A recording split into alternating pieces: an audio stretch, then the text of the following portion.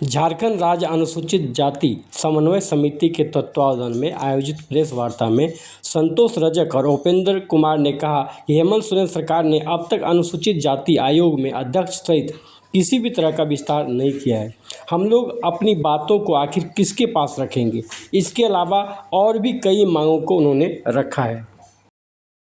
हम लोग कुछ दिन पहले, हमारी मांग कई वर्षों से है, बाबा साहब की प्रतिमा को लेकर, ना विधानसभा में बाबा साहब की प्रतिमा है, ना नए विधानसभा से लेकर नए हाईकोर्ट में बाबा साहब की प्रतिमा है। आप यहां तक देखिए, हम लोग छात्रावास की मांग करते हैं राजधानी में। अब आप एक बात बताइए, पूरे 24 जिला के बच्चे कहां पढ़ने आते हैं? 24 जिला के बच्चे तो राजधानी में पढ़ने आते हैं।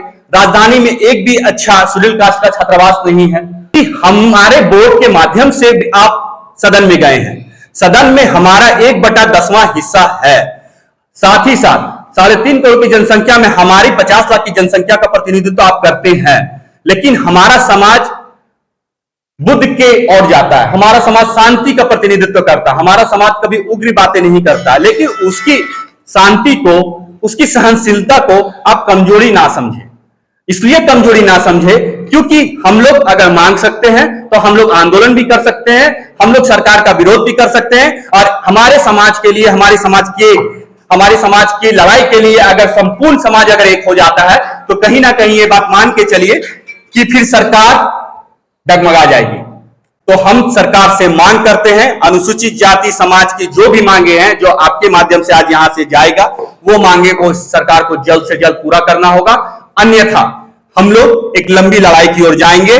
कई के सरकार के प्रतिनिधि को भी दिया है कि अनुसूचित जाति छात्र छात्राओं को इस राज्य में जाति प्रमाण प्रमाण पत्र नहीं बन पा रहा है। तो हम सरकार से मांग करते कि प्रक्रिया के तहत जाति प्रमाण पत्र, आवासीय प्रमाण पत्र का पत्र बने। आयोग का गठन नहीं है, जल्द से जल्द आयोग का गठन किया जाए ताकि हम लोग का अपना मौलिक अधिकार जाने और ले। जब तक हम लोग का आयोग का गठन नहीं होगा तब तक हम लोग को अधिकार नहीं मिल पाएगा। कि ये जो एक ऐतिहासिक फैसला माननीय मंत्री ने लिया, ये अनुसूचित जाति के लिए बहुत ही बड़ा और एक अच्छी पहल है। लेकिन यहाँ पे सबसे बड़ी जो हमारी जो मैं समस्या देख रहा हूं, 2 दिन पहले भी मैंने पढ़ा अखबार में कि उन्हें बाध्य होकर हमारे राज्य के मुखिया को, हमारे मुख्यमंत्री को पत्र लिखना पड़ा।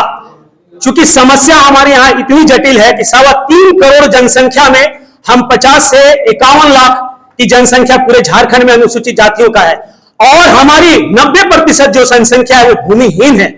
हम चाह के भी ना किसी रोजगार में जुड़ पा रहे हैं। हमारे बच्चे जाति आवासीय प्रमाण पत्र के अभाव में स्कूलों में जो सरकार की सुविधाएं हैं वो सुविधाओं से महरूम हो जा रहे हैं।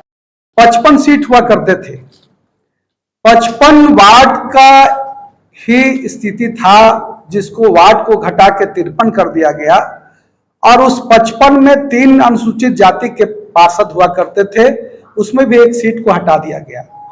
जनजाति की तो रहती थी, लेकिन अनुसूचित जाति को एकदम बिल्कुल इग्नोर करने का काम किया वैकेंसी में भी। अन्याय, शोषण और हमारे जो भी संवैधानिक अधिकार है जो देना है वो हमें सरकार नहीं दे रहे। खुद उस सरकार में रहते हुए हमारे वित्त मंत्री जब मांग किए हैं कि आयोग का गठन होना चाहिए, और वो भी ऐसे मुख्यमंत्री से मांग किया जा रहा, खुद उनको सोचना चाहिए कि मैं इस मुख्यमंत्री अगर इस पद पर हूं तो मैं उस संविधान के बदौलत हूं।